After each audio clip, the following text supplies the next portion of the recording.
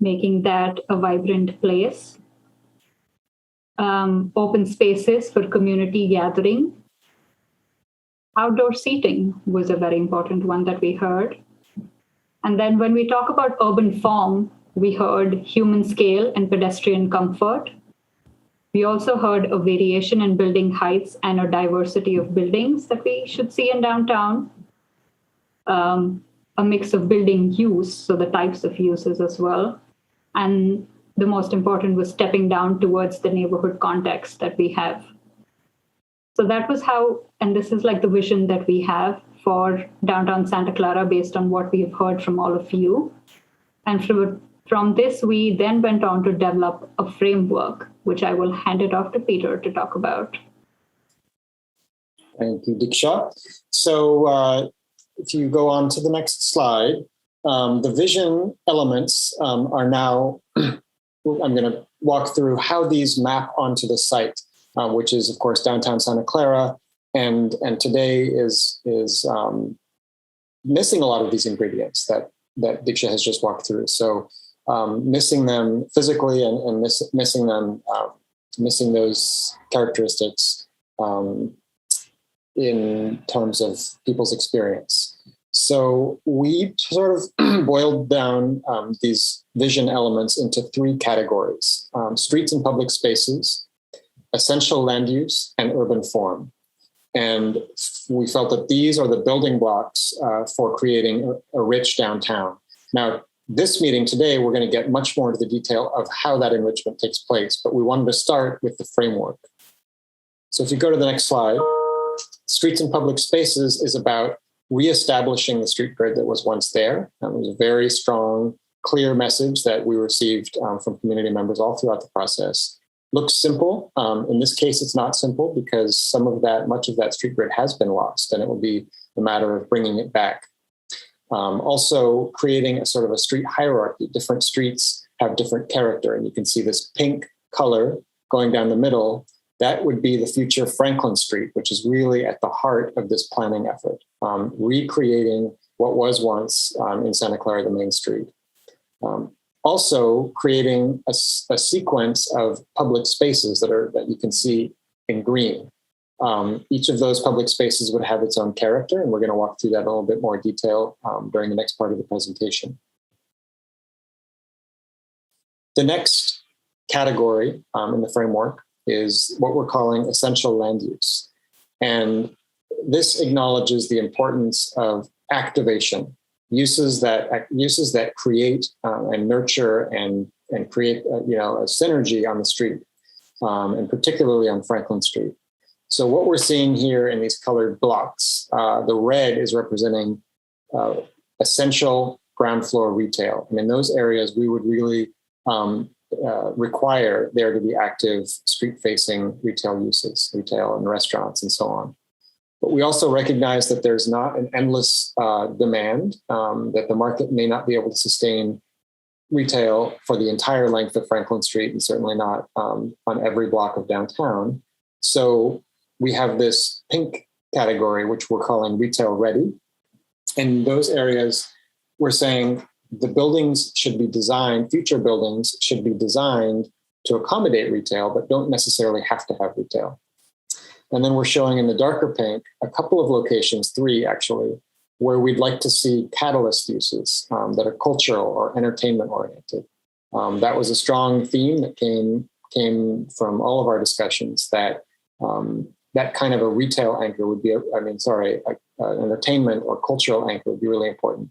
And particularly, we're talking about potentially a theater, a movie theater, and a cultural space, maybe a community center with performance spaces in it. And the theater we're seeing in this space on Block B, and the community center / performing arts center we're seeing on potentially Block A or Block F, as you can see. And from there, we build up. And I think the key idea here is that the upper story uses, it's not that important in creating a vital downtown. We didn't see it as terribly important whether those upper floors were housing or office or hotel. What mattered really was the essential ground floor use and the fact that on the upper levels there would be a mix of uses. The other thing that's important here, and I guess more so, is the way these buildings create a pattern which steps down as you go toward Benton Street and the Old Quad neighborhood to the north, and step down as well along Homestead as you go to the neighboring, as you move toward the neighboring blocks to the south and toward Plaza Park.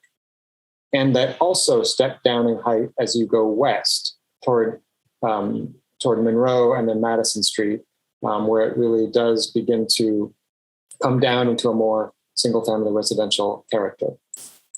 These blocks that are closest to us along Lafayette, many members of the community viewed those blocks as having the best, being most able to accommodate taller buildings. And indeed, we do have what we're seeing as a landmark building opportunity right here on the corner of Lafayette and Benton, the closest one in the view, which we've been envisioning potentially as a hotel with conference space. Elsewhere on those blocks, because they're owned by the city by and large, we're seeing those as likely the most, the earliest action. And we wanted to concentrate some of those essential uses and those catalyst uses there so that it would have positive spin-off benefits as the district develops over time.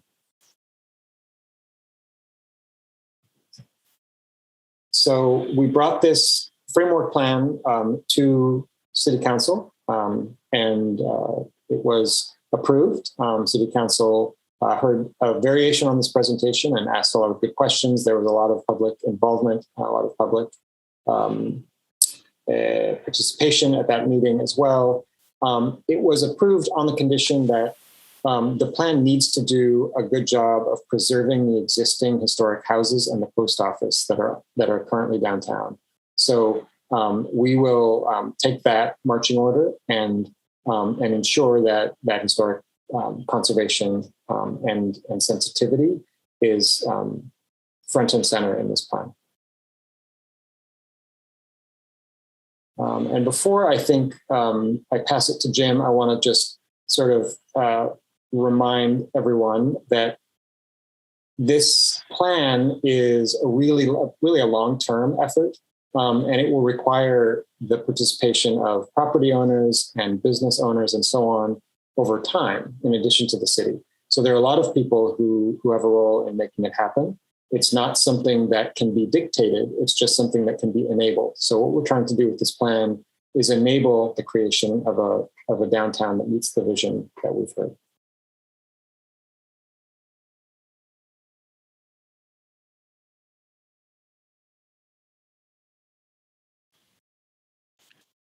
Great. I think that brings us to the next section. Diksha, if you could advance to the next slide. Yes, sorry, my computer just froze for a second. Uh-oh. Okay. Give Diksha a second for that. I can share, Diksha, if it's helpful. I think we should be back. One second. There we go. Okay. So that brings us to placemaking. And what is placemaking? So I would liken the framework elements that Peter spoke about to setting the table in a way.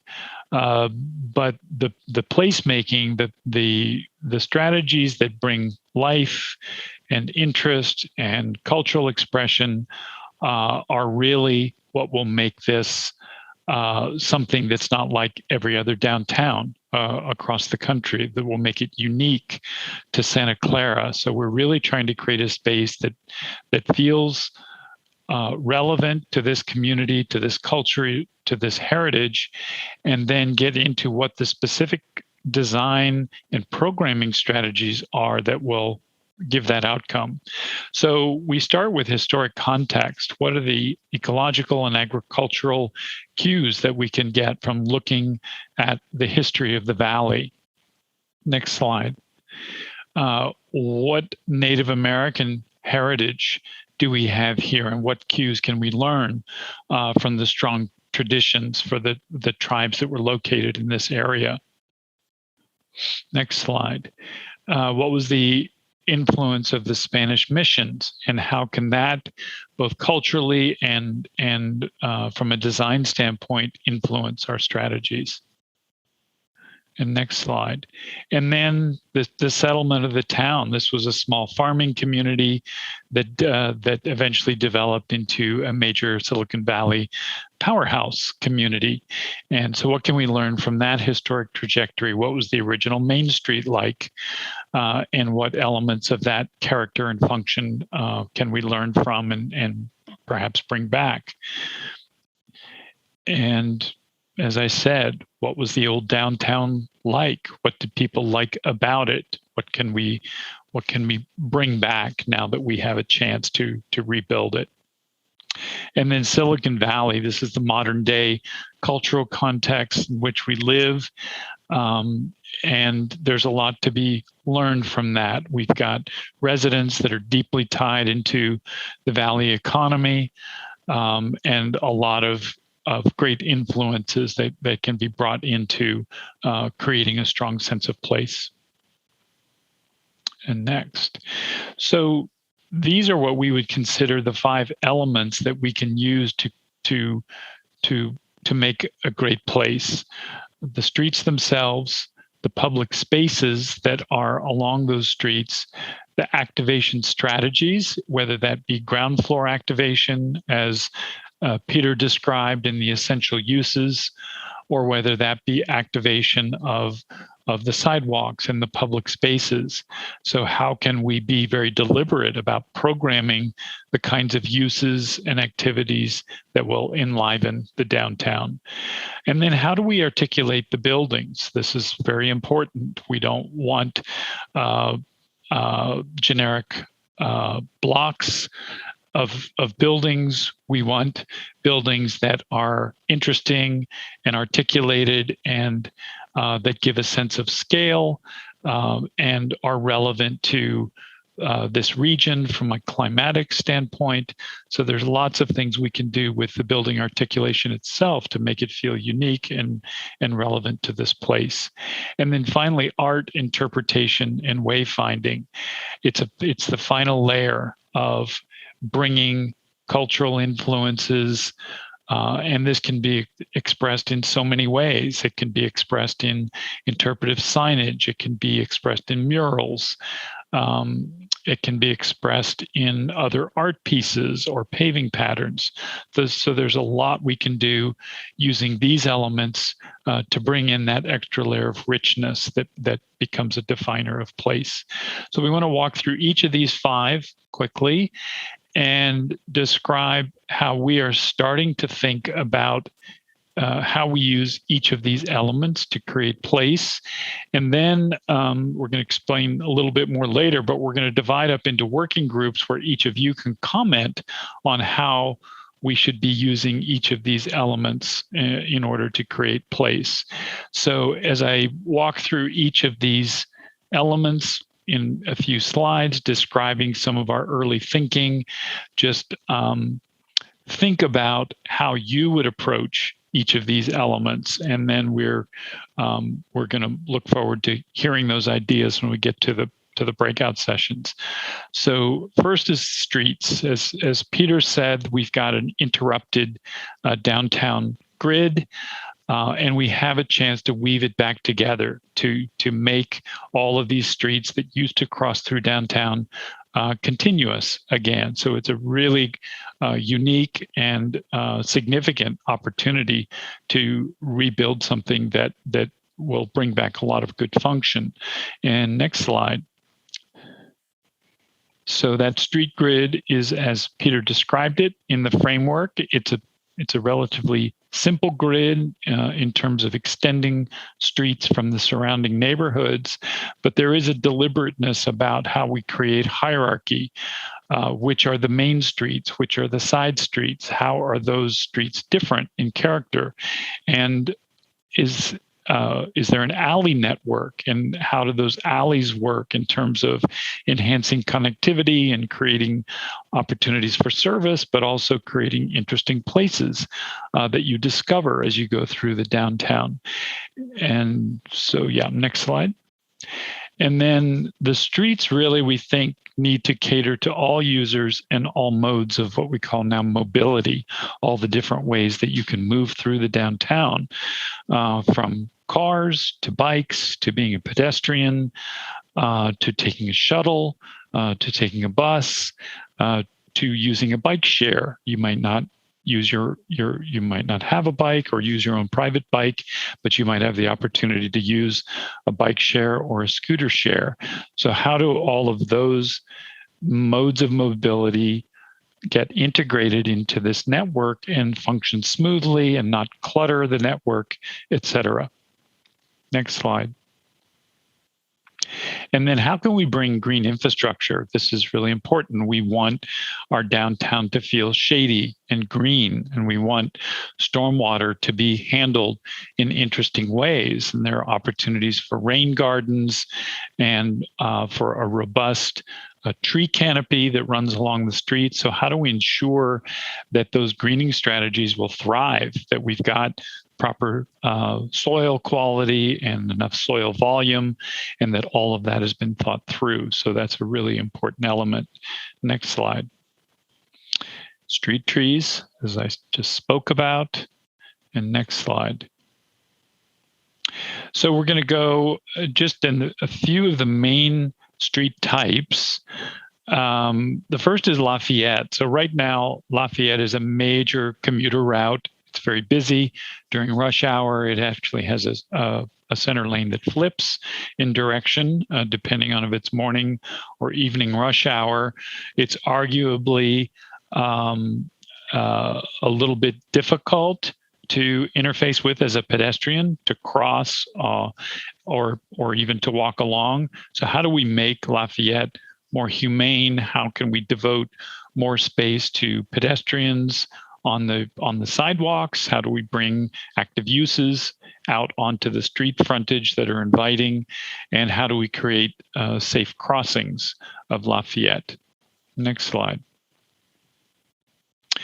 Benton fronts the northern edge of the downtown, and it has single-family homes across the street. So how do we interface properly with single-family homes in terms of the scale of the buildings fronting Benton, but also how do we make a corridor that has a bit more of a residential feel to it? It's a little bit more green. Perhaps it has a green strip along the residential frontage. It has opportunities for rain gardens and bike lanes. You know, how can we introduce bike lanes that feel safe and separated from traffic? And how can we incorporate sidewalk widening where it is needed on the downtown side of Benton? Next slide.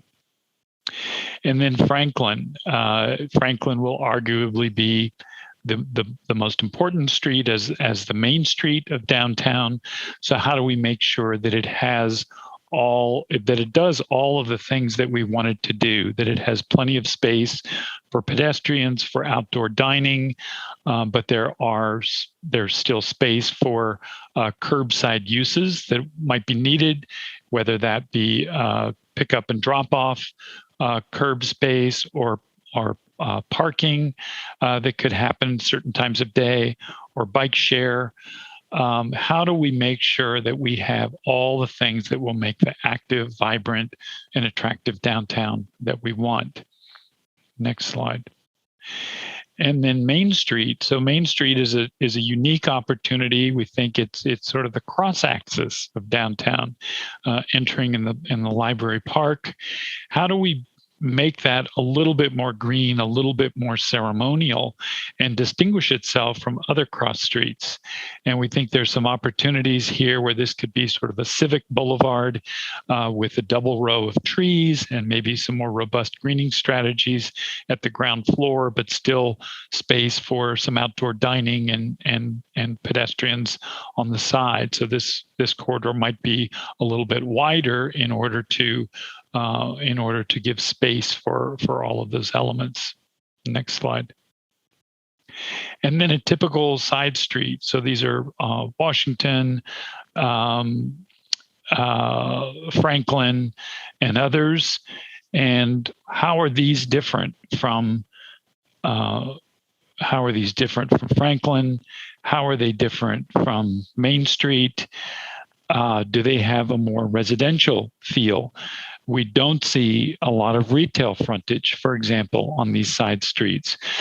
As Peter said, we don't want to, and we really can't flood the ground floors with retail because the retail environment will not support that. You'd have a lot of vacant space.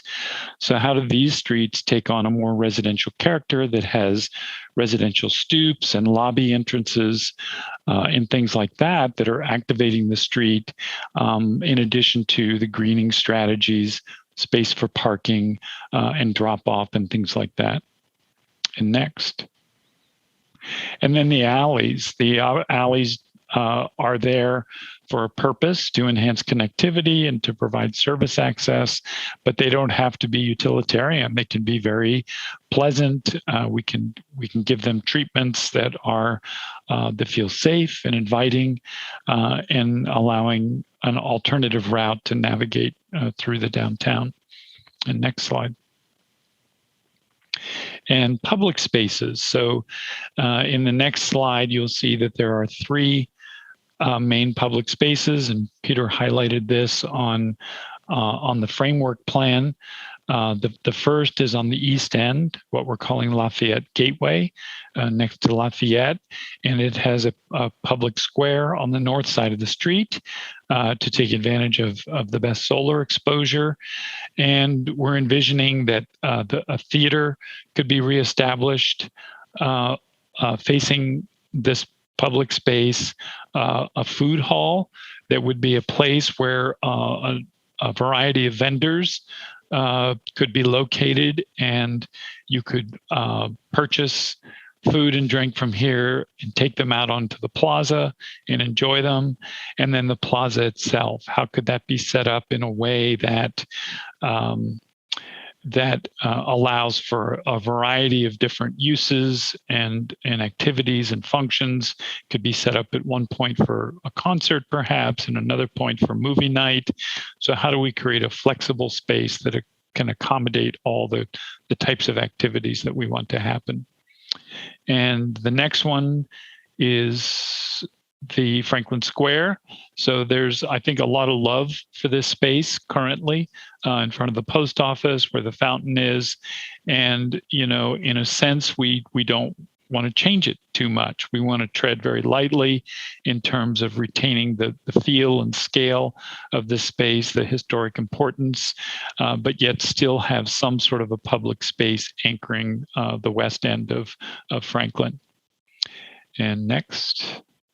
And then the Central Grove. This one may take a little bit more time to be implemented because there's some complicated property ownership. But when those property owners do decide to redevelop, the plan carves out these sort of four spaces on the four corners, creating a larger plaza that we're calling the Central Grove. And we see this as a very shady space with an overhead canopy to provide shade in the hot summer months.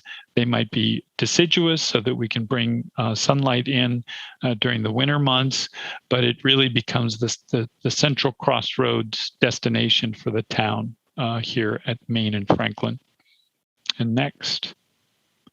And these are the kinds of activities that we are studying in terms of how these spaces can be designed and programmed.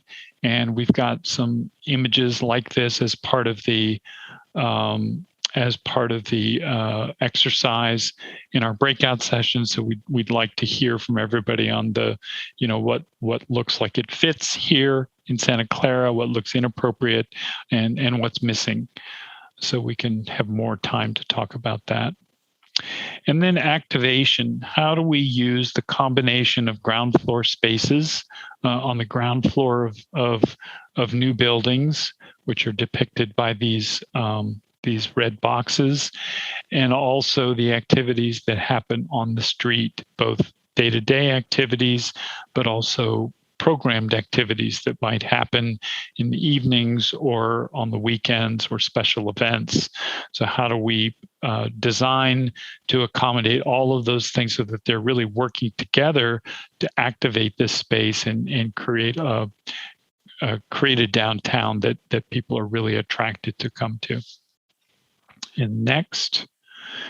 So the different ways of activation, certainly retail can engage the street. So we're being very strategic about where retail is placed at key places along Franklin Street. And next.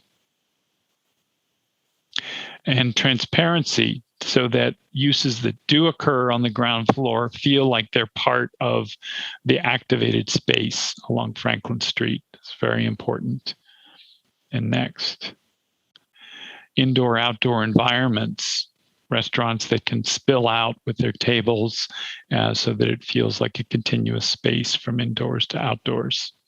And next, and public space programming. So currently we have a number of activities that occur downtown that are very popular, but we'd like to add to that. We'd like to create more opportunity to either expand those activities or add new activities. So we've started to look at where those activities might be able to expand into and what additional activities we might have. Next.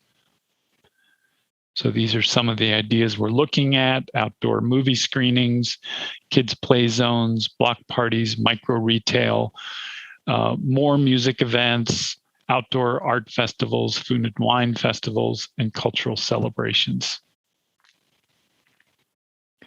And then this is a diagram showing how some of those activities might be interspersed between the three main public spaces and along the street itself. And next.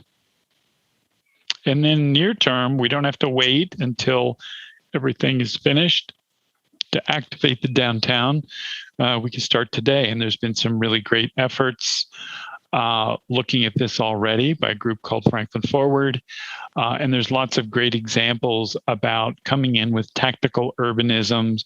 You have a chance to maybe mark the future Franklin Street in the Eastern blocks, and then program it on the weekends with certain activities. So it's a way to really start today to generate interest and excitement about coming downtown to do various kinds of social activities. And next. And then building articulation, as I said before, this is a really important aspect of the downtown plan. Next slide. And just to step back for a moment, many of you may be aware that a form-based code will accompany the precise plan for the downtown, and the form-based code can really go into quite a lot of detail about shaping the architecture of new developments so that it performs in a way that that meets the community's needs. And there's lots of things that we can do to ensure a much more successful downtown. For example, providing the right floor-to-floor height, the right ground floor height for high-quality retail is certainly something that that will ensure success in the retail uses. And next. And then residential frontage, really looking at the combination of stoops in certain instances, but also at-grade lobby entrances. And there would likely be a mixture of those two. The stoops work really well. For example, on Benton, we're looking at townhome height residences that would have individual entrances. And so placing the stoops along the street just creates these active places, places for socializing, for hanging out on the steps and talking to your neighbors. And it can really be an effective way to ensure activity on the street. And the next slide. And then flexible frontage. So Peter talked about the notion of retail ready. So in the top image, you can see that in a time where continuous retail may not be justified on all frontages because it can't be supported, these uses can be, these ground floor spaces rather, can be devoted to other things. They could be little residential patios if this is a residential building. They could be live-work spaces, or they could be uses that might support office space that's above, multi-purpose rooms and things like that. But the important thing is that the ceiling height would be built so that it accommodates retail successfully.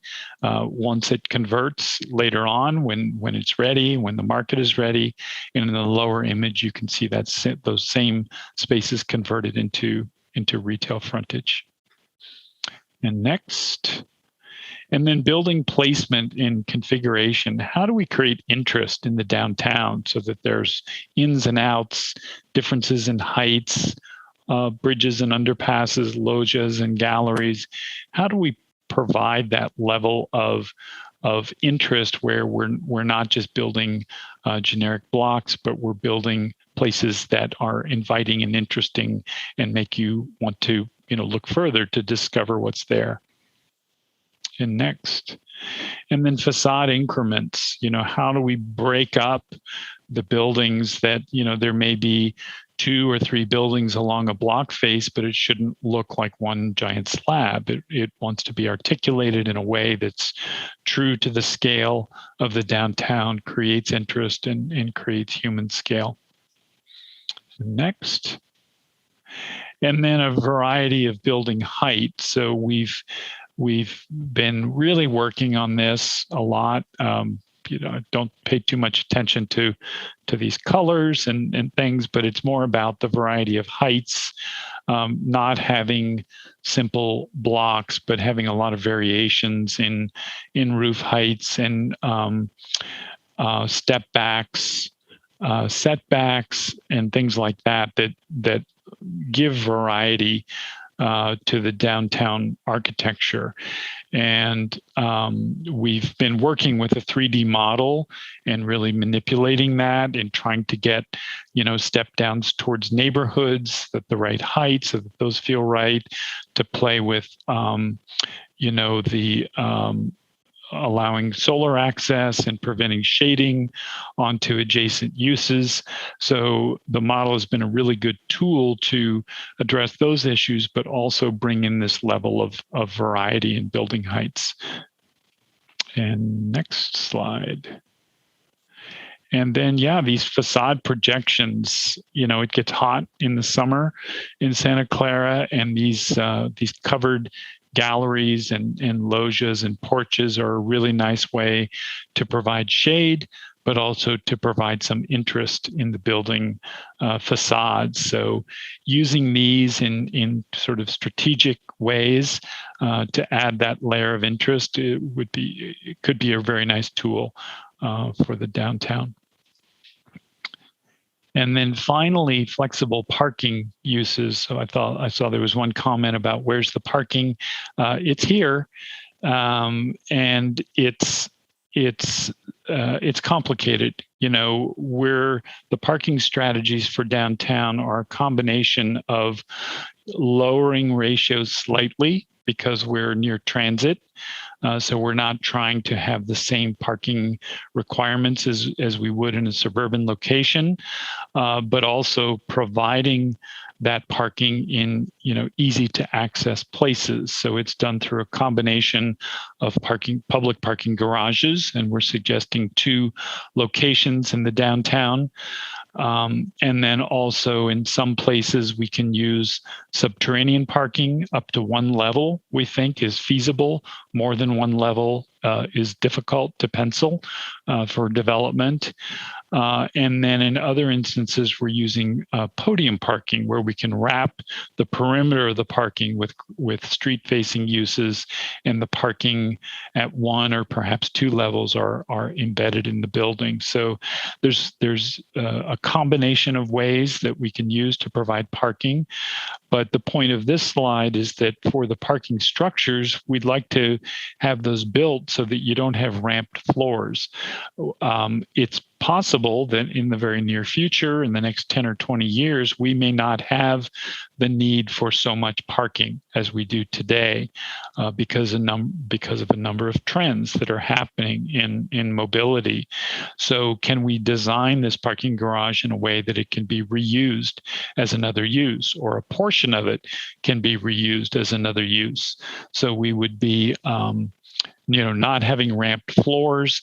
The floors would be flat slabs, and then you could retrofit all or part of these structures into other uses later.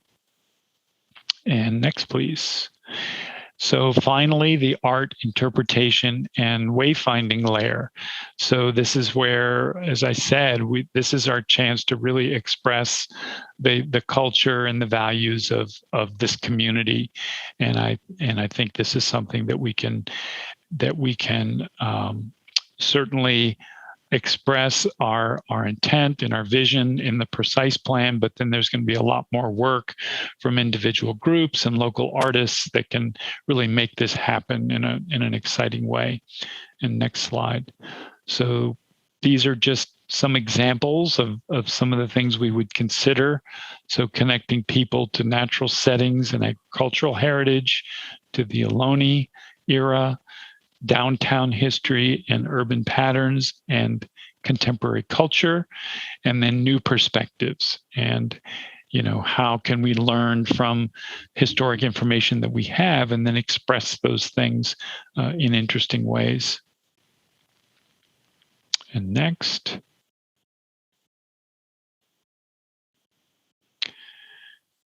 So these are just some examples of some ways that we can bring in interpretive signage or mural art or art that's incorporated into site furnishings and paving. And next, same thing, just some really creative ways to bring in public art elements into an urban landscape. And then signage, lots of great examples of signage systems that make wayfinding very clear, orient you, but also tell you a story about the place. And next. And so I think, just to bring it all together, this next series are just 3 concept sketches that are sort of our first draft at bringing all of these 5 elements together into one view. So in the first view, next slide, this is a view of looking down Franklin Street at the east end at the Lafayette Gateway. And this is all about taking advantage of ground floor use, activation, in combination with the way that the street and the plaza is programmed to create this vibrant place. So you can see the cinema on the left, the food hall on the right, in the back of the plaza, below where it says cafe, there's a community center or performing arts space. So this is showing how all of that can sort of come together in one space. And the next slide. This is the Franklin Square. So this is the old post office, and this is just showing how that might be incorporated with new development around it that steps back to respect its scale, that keeps a public space in front of it, whether that remains closed to traffic or whether that reopens to traffic, keeping the historic fountain or perhaps a relocated fountain. So this is just starting to look at concepts of how these placemaking strategies could come together in Franklin Square. and next. And then this is the what we're calling the Central Grove. So this is Main Street and looking south towards the Library Park. And this shows this sort of larger plaza that is a combination of these 4 separate plazas on each corner, but together they form this grove and a lot of opportunity for a wide variety of activities, both casual, everyday activities, but also programmed events and concerts and festivals, and all taking advantage of an activated street frontage. And next. So I think that is the background, and I think we're going to now describe how we want to conduct the exercises. So thanks, everybody.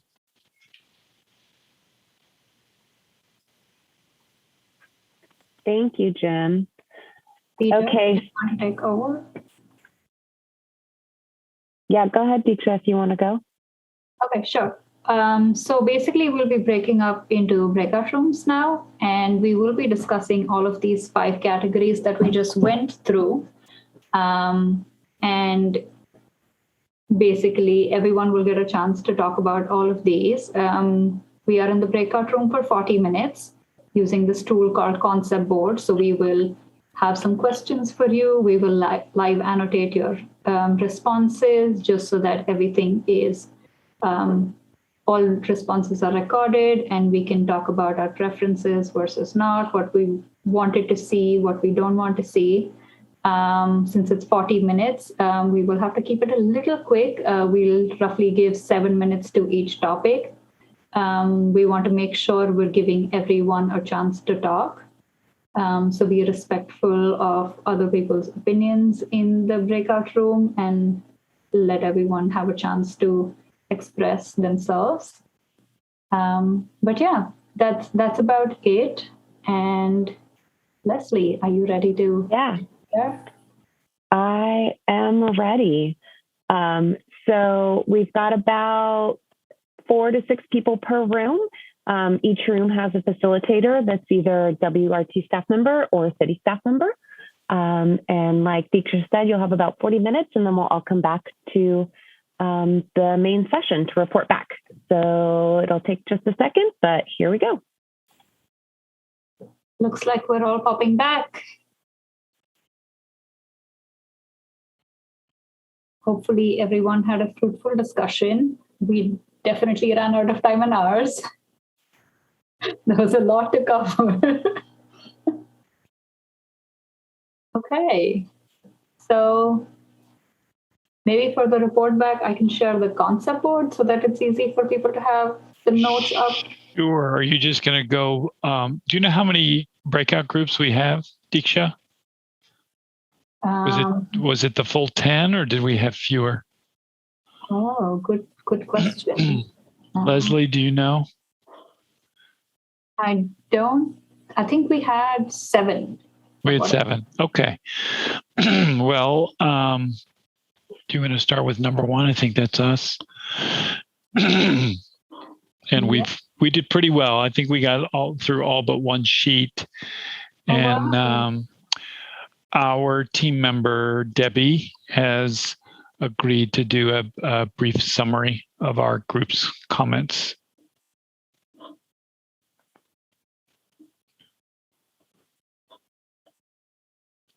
Debbie, are you there? You may need to unmute yourself. Oh, you should be able to do it now. Yeah. Okay, I tried. Hi. So we did have a pretty good discussion. Can you blow up your copy of that? There you go. Thank you. So we did have a good discussion. There were 4 of us there. And as far as the streets go, we had mixed discussion about Franklin Street being closed. However, we did decide that it should have some through traffic and at least some micro mobility through there. Car lanes would be maybe more narrow than typical because of the current street situation, but as to keep the pedestrian access on the sides exceptionally wide to allow for not only restaurants or outdoor dining, et cetera, but for people to walk by freely on either side. We did talk about definitely wanting to keep the ability with the grids to keep the possibility of closing streets down as needed for different events. And we referenced Murphy Street in Sunnyvale and some others. And then also, like the ambient noise, where the different areas of the street and where traffic would be, activities and things. We like the idea of most of that loud activity or more evening activity to be down towards the university, towards Lafayette Street. Okay, great.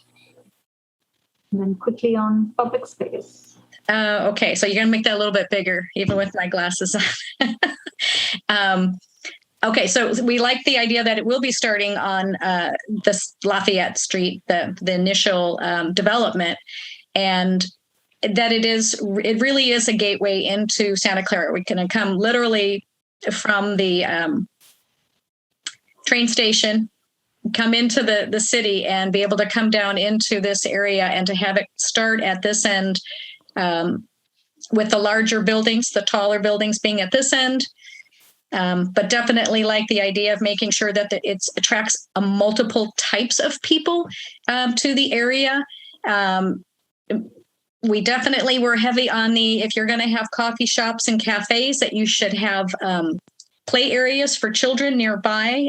Think Prune Yard and some other places where you can relax and it's a safe space to let your child be out and about, and or, hey, I can let my husband sit out there all by himself. Okay. And a branch of the library came into, not a branch, excuse me, a bookmobile. Okay. Interesting. Okay. So we want to keep everything that's currently happening down there to be able to continue to happen and maybe even grow in size. We referenced one of the photos where there was the outside spaces for people to gather and work outside, but in particular areas for our youth groups to have, music and share space out there specifically for their groups. We have a great musical society in our school system here. As far as the facades, definitely like the overhangs and the setbacks, and to have lots of the inviting spaces on the lower level to feel the connection. Mm-hmm. Perfect.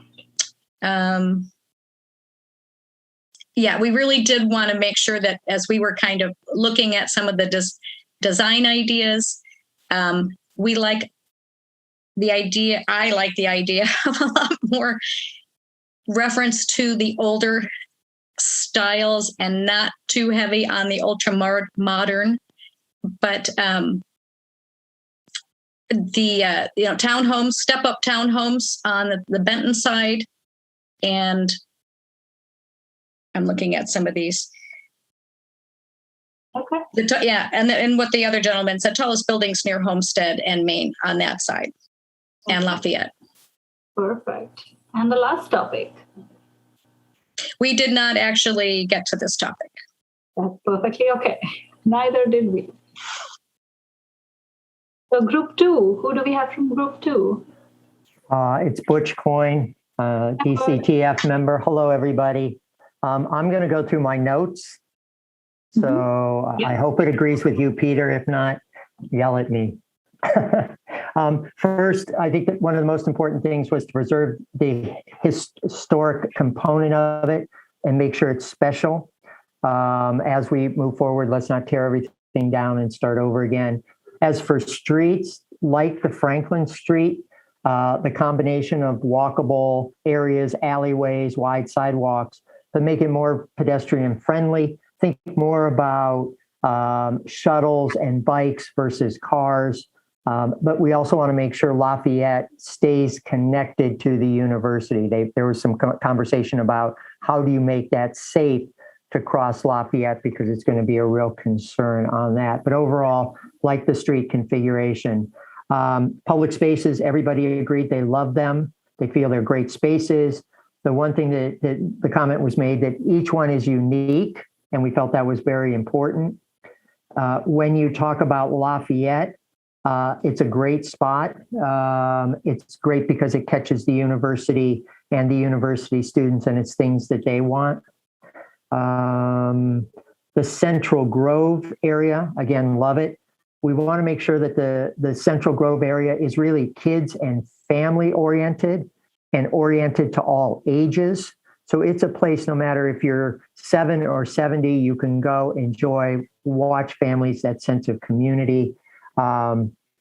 Make sure we have things for kids like a fountain, make sure it has that real park feel, something that you feel comfortable sitting on the lawn under the trees and not something that you would just kind of walk by and enjoy. Franklin Street, keep the history of it, but don't necessarily make it historic. However, keep the post office as is. Everybody loved the post office. There was a question about carrying sounds into the neighborhood, especially on Lafayette. And the feeling was with the Lafayette end, make sure a lot of the sound bands and things are done there because they would carry less into the neighborhoods. And we didn't consider it a big issue to have the sound there. Love sidewalk cafes, people watching, all that type of thing around the Central Grove. For activation, absolutely restaurant variety, all different types and kinds.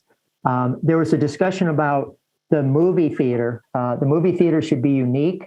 There were some comments about other movie theaters at Valley Fair or other places, and we need to be unique when it comes to our movie theater. A discussion about a combination with the movie theater, tie it to the community stage.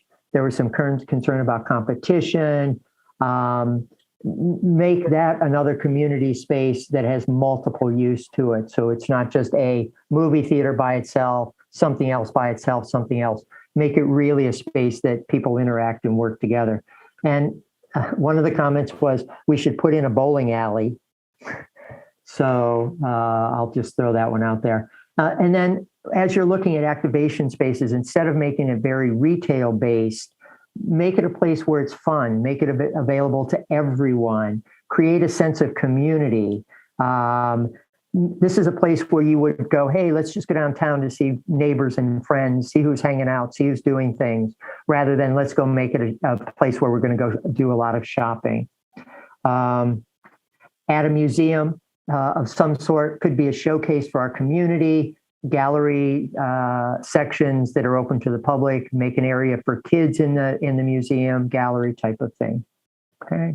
For building, they should be open, inviting, large windows. Buildings complement the past, not modern, but don't recreate the old Santa Clara. So give a nod to that past when we're doing the facades. There was definite agreement on don't make it a modern, totally modern downtown. And then lastly, yes for art. Local artists, be able to change out the art to keep it new, fresh, inviting, work with the university and the university art programs there to incorporate that. And that will make the downtown really special, different from others downtown. That's it. Thank you, Butch. Moving on to group 3, which was mine. Did we have a volunteer to help us through this? Sure. I think I'm up. Yes. So it looks like I'm sitting in the dark, so I'll just turn my video off because it's not working. So we just, when we're talking to streets, we spent a lot of time discussing the streets. We thought it was important that we provide bike access. That was something that we want to make sure you can get bicycles both east, west, and north, south to the downtown, especially all the way through to the train station. After discussion, we thought that Benton might be the best route for that because it's the one that goes through, whereas, Franklin currently kind of dead ends within the university, with some concerns that Benton, it does narrow on the east side of Lafayette. So, some attention might need to be paid to the rest of that corridor beyond just the downtown. Also thought Northwest was also important, was considering whether we should do Maine versus Washington. Thought Washington might be, as shown here, is maybe a good connection that, balances out Monroe on the west side. So having, 2 different paths through is important, would be very useful. One other big thing to consider was being able to shut down the streets to hold events. Potentially think about, do we have built-ins or bollards to ease that sort of programming? So, when we want to hold the street fair or the farmers market or any other large event, making it easy to hold those and activate the public spaces. Generally, everybody liked the trees. We had lots of greenery. Thought that was very important. One other key aspect is making sure that the streets are activated, so there's no blank walls. Maybe this is more of also a comment on buildings, but make sure all the frontage is something that's activated, even if it's residential. Have walk-ups or some other way to make it feel like you have a friendly streetscape, and not just like the air conditioning unit of a large building. We discussed it was also important to have places for dining, especially along Franklin, because that outdoor dining is a key component within the public space. And so we thought that's one of the main things we'd like to see. We did have a discussion about water features. We have some there today, but unfortunately they sit dry due to the drought. So, if there is any water features, and including, we should make sure that we can keep them wet, full of water, because a dry water feature is sadder than no water feature. And there's a sentiment to generally keep the Franklin fountain, but figure out how we can make sure that's running, and even when we're having a drought.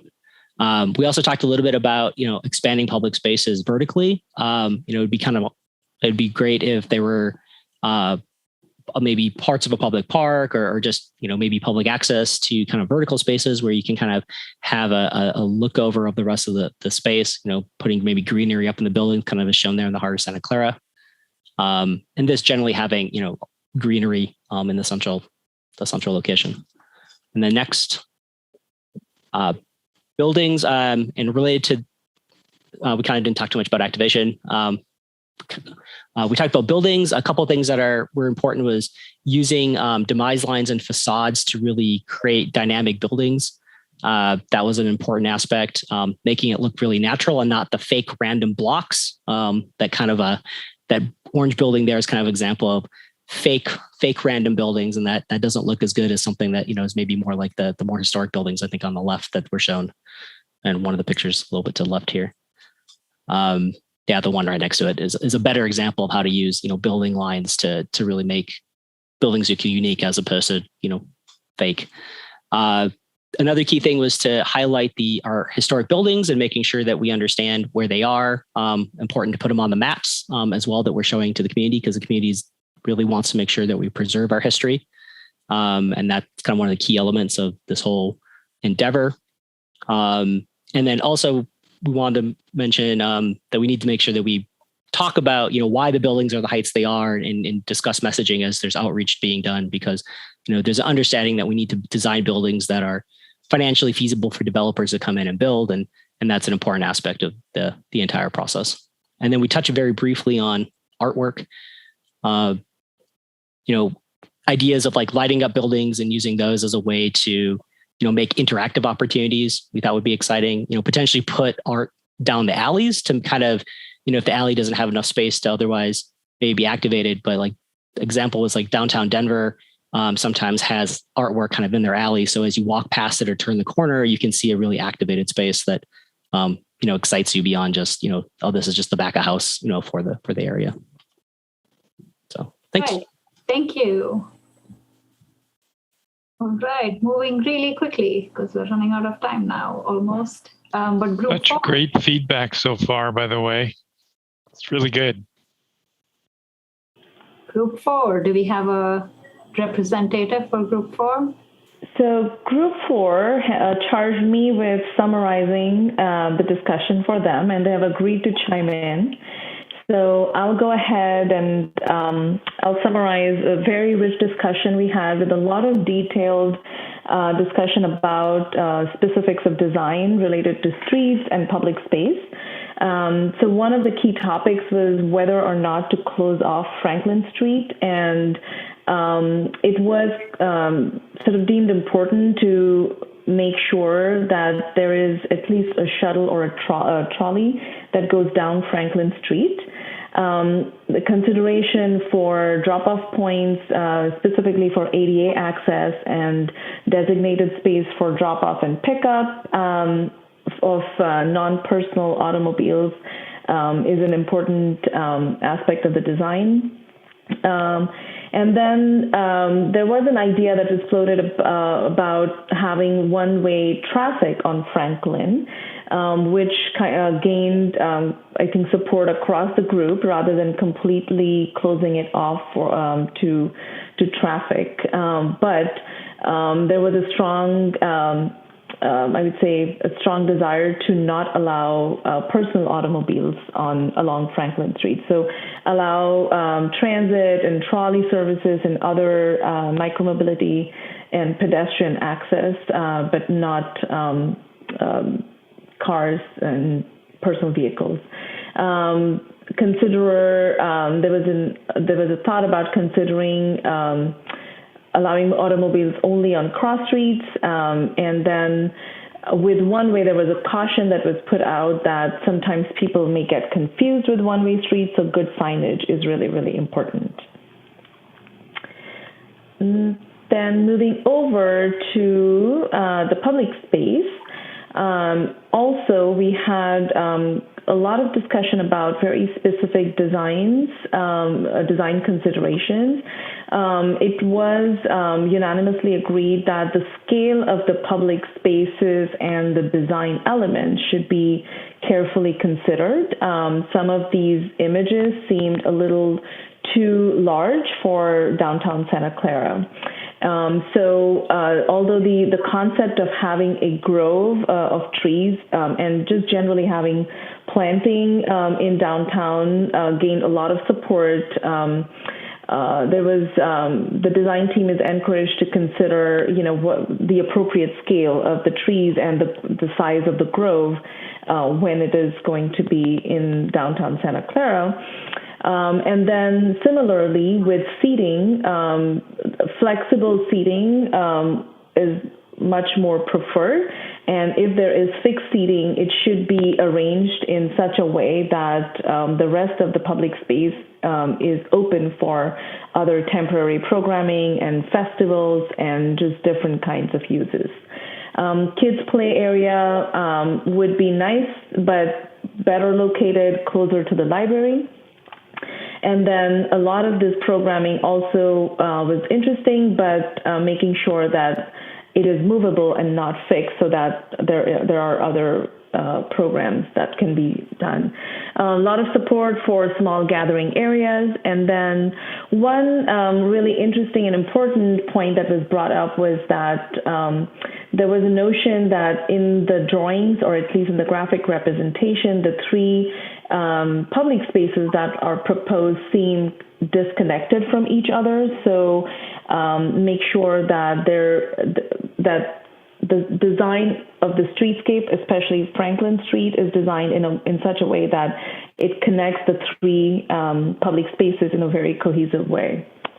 And pay attention to, and then there was a lot of interest to make sure that the design of the Franklin Street in downtown is cohesive and connected with the effort that the university has already done in design of Franklin Street. We didn't really get to other boards to discuss as a group, but anybody from the group would like to chime in at this point? Great. Thank you for that summary, Poonam. Jumping really quickly to group 5. Who do we have for us? I would have Patricia. I've been volunteered. So we didn't get through too many boards, but there were comments in the first two that actually applied to some of the rest of it. So start with the street. Like we like the kind of the street grid pattern, and the alleys are going to be pretty important. We think there should be some connectivity like through Franklin Street. Like my comment was that we need short-term parking in front of the storefronts and also ADA accessible, so people can actually access. Like the short-term parking would be like for somebody hopping out of the car, grabbing something from a storefront and then leaving, That would be useful. Lots of love for big trees along the street, like lots of shade. It would make things like really interesting. Let's see. And then like basically very pedestrian friendly, lots of width is interesting. There's mention of the trolley, like for connectivity. So like, if there's not enough parking within the 10 block area, then we can have parking elsewhere and have the trolley come up, and also the public transportation. But yeah, lots of green space, lots of tree would be great along that. Public space wise, if you look at the Heart of Santa Clara slide, there was actually a comment about liking. You can see the post office like in the foreground, and then like the taller buildings in the back actually has greenery up top, and that was actually very important to not just have greenery like on the ground floor, but like if you look up to the buildings, seeing like some greeneries, that's actually makes the buildings very interesting. The Central Grove area is very interesting, but I think the concern is that we have the really tall buildings like right around it. But like when it's being done as a Central Grove, we want to make sure that it doesn't feel closed off as like kind of a wall garden. So it should feel very natural. And then let's see. Yeah, we wanted to have like sustainable landscaping. And if we put grass into like any kind of lawn, it should be real grass. It shouldn't be any fake grass. And then if you're looking at the public spaces, like down on the bottom over here, lots of love for 2 and 3. We want to have like the activated storefronts, like the Grove is very nice. Number 8, it was interesting because people really like the foreground of like the park area and stuff, but like they don't really like the tall buildings that are showing up in the back. Something like 11, 12 is like something that you can just hang out at. You can buy something from like a local store and go hang out and see and be seen. So there's those.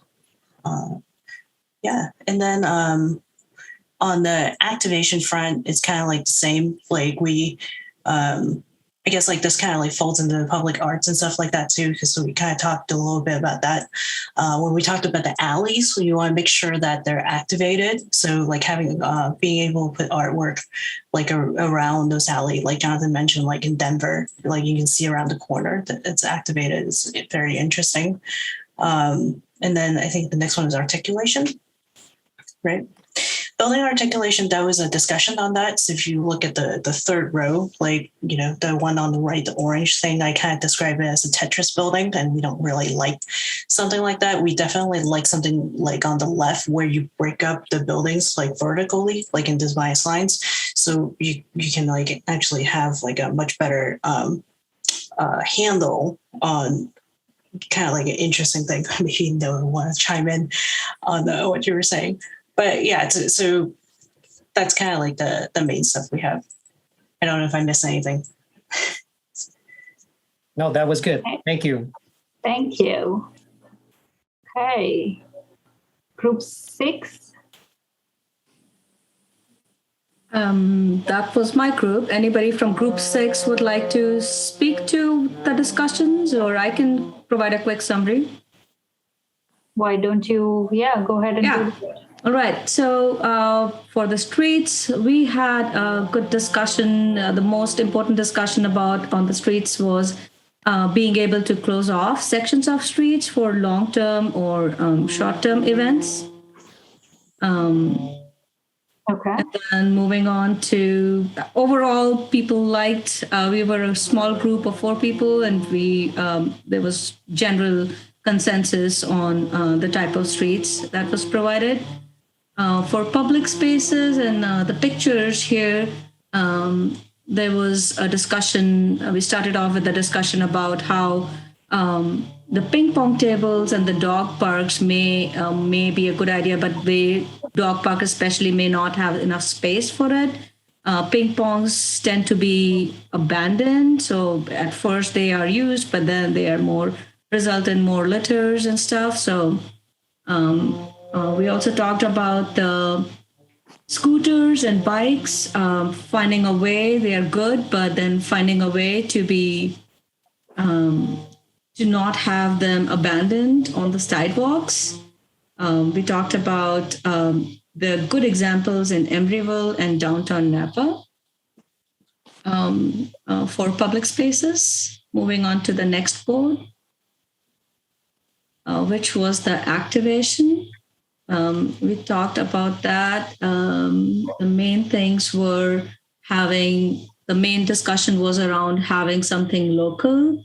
So local artist, local bakery, and not have the cookie cutter stuff, having something unique. Coffee shops would be great. We talked about having true retail live spaces versus having live workspaces, so having retail rather than work, so they are more active. We also talked about maybe city can somehow negotiate with owners to create more active spaces on the frontages. And the picture here where there are wide openings was liked. It was seemed like a good example on the top left in yellow. And we also talked about activation by having a performing arts center, movie theater. What else? Local events to bring in the businesses and draw people at the same time. There was a discussion about having a history walk events where people can actually walk through there and at the same time being able to experience the historic downtown. Moving on to the next one. Building articulation, again, wide storefronts, canopies on the old buildings, wrought iron that makes it look like a downtown. Also, nail salons is not a very good idea in the downtown, and fountains is a very good idea. In terms of priorities for the way buildings look overall, we wanted to see, there was a little bit of a discussion there. While we want it to be modern, but we don't want a replica of the mission style. So something in between. So where it kind of fits in, the modern architecture fits in gracefully into the historic character of the downtown. We did not get to the art section, but in general, I think, we did capture, like it was more or less captured in the other sections. Perfect. Anybody from Group 6 would like to say something else? Okay, last group. Who do we have from there? Yeah, so my name is Alex. I'm the Group 7 representative. We're working with Jeff. Okay, do you want to tell us a quick summary? Isha, I think you need to go back one to streets. Sorry. There you go. Okay, sure. So if you don't mind moving a little bit more to the left, it's still zoomed in on my screen. Thank you. Excellent. So for this section, for the most part, we were really trying to emphasize the pedestrian aspect of it. Really trying to note that the spaces should be able to represent the life that's happening on the ground level, even though it's kind of mixed use, right? And there will be residential right above it. So emphasizing the aspect of being able to get light through and trying to design such that you don't have awkward reflections, which might create certain spots that are a little bit too warm or maybe a little bit too concentrated. Taking all of that into account with respect to that mixed use, high density urban environment. And that was the primary consideration. But the emphasis was, again, on pedestrians first.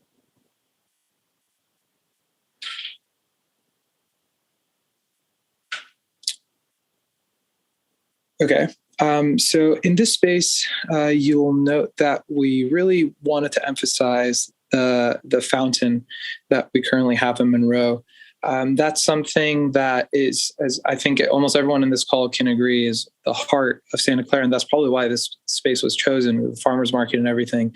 So trying to preserve that. There's discussion in some of the other groups with regards to the fact that we're in a drought. So maybe having a nod to the fact that we have a fountain, but making it somewhat agnostic of the fact that you need water in the current setup. Obviously, recycled water has different considerations with respect to, pumping different types of water into the area. So it might not necessarily be a big concern, but if we're scaling it up and making it kind of a center point, then perhaps having something that doesn't necessarily rely on water. And as another comment said, a dry water-based installation is a sad one, more sad than not having one. Having something that would look just as great without water. So the other comments were with regards to the visualizations that you see below. We noted 2, 7, 4, 5, and 12. And 2 is kind of a recurring one that seemed to happen in a lot of different groups. And I think that's really emphasizing what this community wants to see in this area. We want to see patios. We want to see people being able to congregate outside of shops.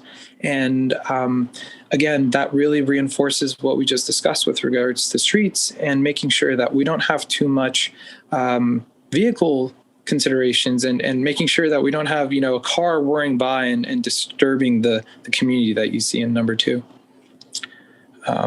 Moving on.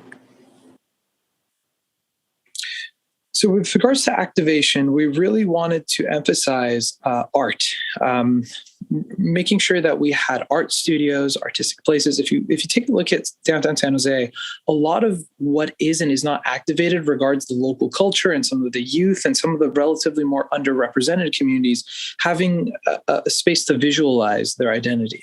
And so providing not necessarily niche spaces to do that. And of course, the next section, we all talk about art. So I won't overly emphasize it here, but making sure that with regards to activation, a part of what's activating the neighborhood is that organic culture that comes with Santa Clara, and making sure that the youth are represented and some of that art that we all rely on is spoken with. The interactive aspect of it, we discussed chess. Now, it doesn't mean that something like chess has to be the only thing, but we felt that was a good idea. Having a space for outdoor dining, music, entertainment, small shops, all that stuff. I think that's been said a couple of times, so I won't overly emphasize it. There was a really good question that was brought up by someone who had lived in Santa Clara for a very long time, and he had his grandparents and so on who lived in Santa Clara, and he wanted to see what specifically would bring people back to downtown Santa Clara the same way that they did to downtown San Jose. And the discussion was with regards to the safety of downtown San Jose. Downtown San Jose at some point was very uninviting. We won't get into the reasons, but at some point the police presence increased significantly. And I'm sure almost everyone on this call would feel somewhat at ease going into downtown San Jose knowing that they can take their families there. Ensuring that this space is somewhat similar and has a safe environment such that someone can bring their children and their cousins and their grandparents is going to require some consideration from the city. So that aspect of the activation of making it a safe space for all really should be represented here.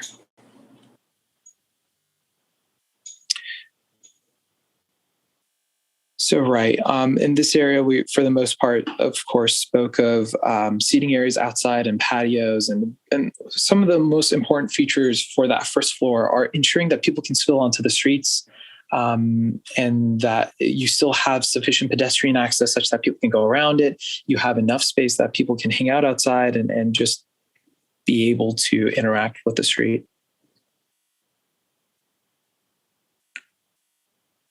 And last but not least, art. So one thing that I thought that was relatively unique from our discussion without saturating it with what's already been said before is the fact that we referenced the history of Santa Clara with respect to the orchards and you know the nuts and the walnuts and all these things that were in the area, but also the Ohlone tribe. And not necessarily having a almost like a token representation, but really getting the the representation of their culture presented in the space in the same level terms as any other culture would be. And that's the best way to integrate them. Give them the same exact playing field and the same amount of square footage as anything else or anyone else would. So we thought that art should represent the story of this space, but all the way back from where it was before it was colonized. Thank you so much. And that was all the groups. That was a lot to get through, guys, but everyone had such rich discussions. So thank you for that.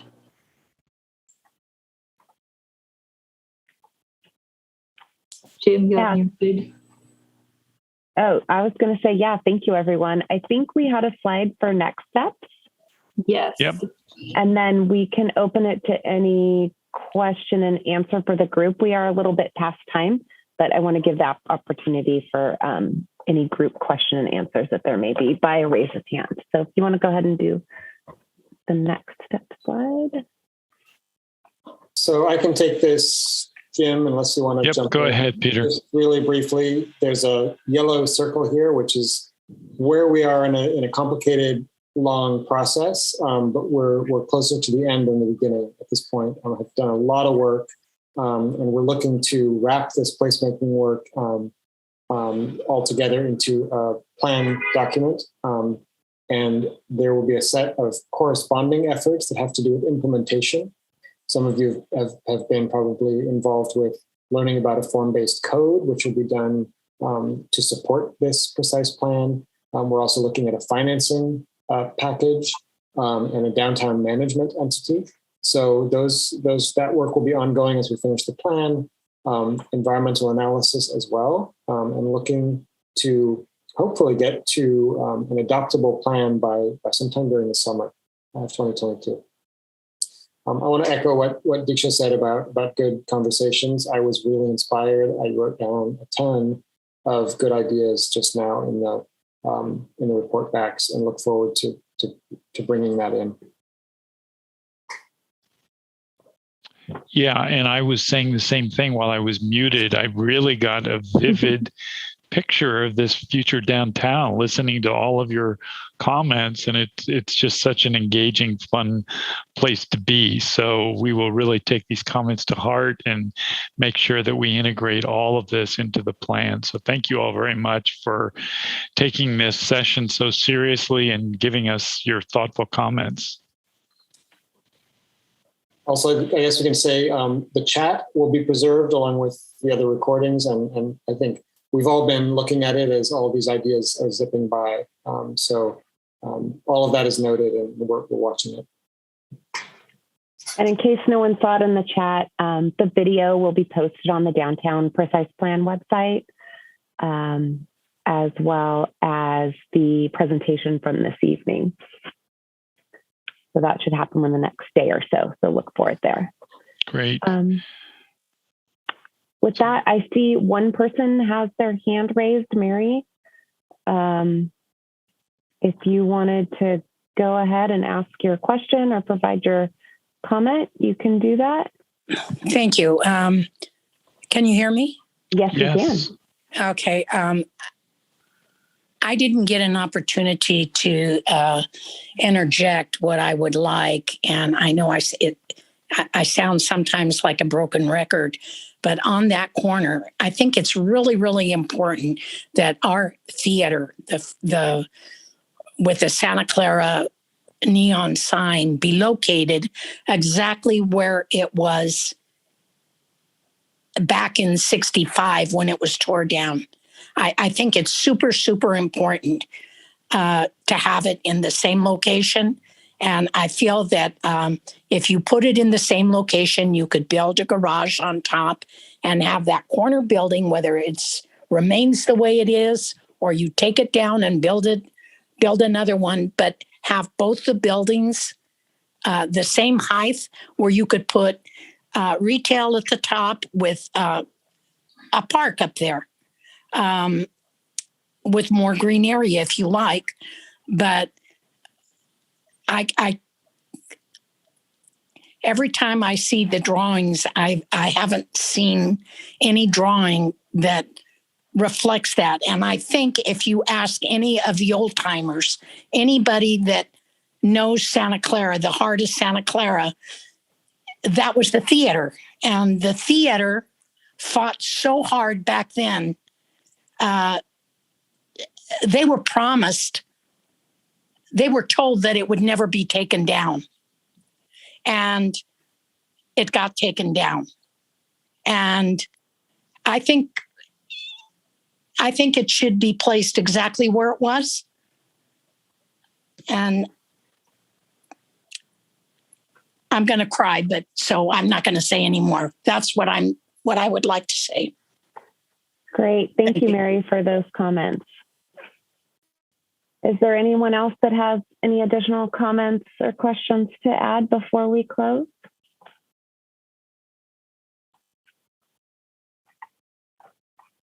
No, seeing no one. So I again want to thank everyone for attending this evening's Zoom workshop. I hear a lot of good conversations were had. I appreciate all the Downtown Community Task Force members that attended and participated in the breakout sessions, WRT and the community members. So again, thank you so much. And we'll be posting information on the website in the next couple of days from this meeting. So the presentation and the video and such will be up there for you all to see. So thank you, and I'll have a good evening. Great. Thanks, everyone, very much. Have a great night. Thank you, guys. That was great. Good night. Good night. Good night.